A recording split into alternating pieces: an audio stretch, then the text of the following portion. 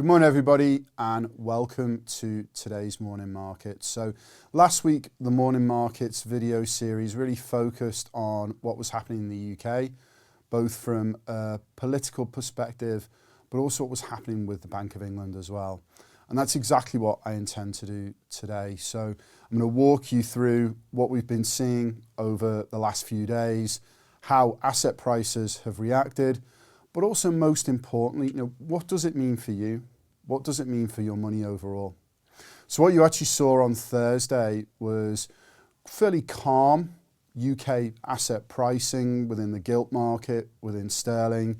Then as we moved through into Friday, then obviously what we saw then was the removal of Kwasi Kwarteng as the Chancellor.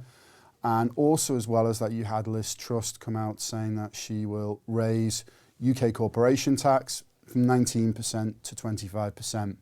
So how did markets take that? Well, they took it quite negatively. What you saw was weakness coming through within sterling. So sterling fell from around about the 113 level versus the dollar down to around about 111. And also what you saw as well was a spike up in gilt yields. So if we just take 10-year as the example, saw 10-year gilt yield spiking up from just under 4% to just over 4.4%. So that's importantly the levels that we saw when the Bank of England had to intervene over the past few weeks.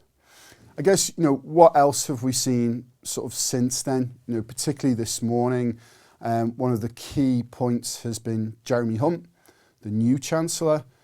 Today at 11 a.m, we'll walk through the mini budget. But importantly, what he's said is he's going to talk about how they're going to pay for it. So they're going to actually put in there the forecasts overall. Now, what does that mean? If we get clear, credible communication and that actually, asset prices, the market starts to believe what's coming from the UK and you see a little bit more stability there, then you should see more stability coming through within the gilt market and within sterling. And actually I was just looking at sterling versus US dollar this morning and it popped back up to that 113 level overall. But really finally, what does it mean for your money? The reality is that we have seen a lot of volatility over the past few weeks within UK government bonds, so UK gilts, and also within currency, so sterling versus any other currency pair in reality. I think, the reality is that the UK government have proven themselves to be poor at communication and poor at credibility. And that means that you are seeing volatility within those asset prices. And it means that what you're seeing is maybe a lack of international buyers right now until that volatility starts to come down. For us, this is something that we are very keenly watching. It is bringing some opportunity to the true potential portfolio proposition. I want to make it very clear as well, when we think around the true potential portfolios, we're very focused on what we call diversification. So if you look at, say, the balanced portfolio, you look at how much UK gilts represent of the balanced portfolio, as at today, it's only 2.6%. So we're diversified by geography, by asset class, and that's the way that we'll continue to be.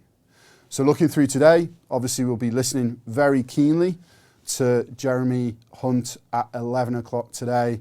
And what I'll do is I'll come back to you tomorrow and I'll walk you through how the market's reacted. Thank you very much. Speak to you soon.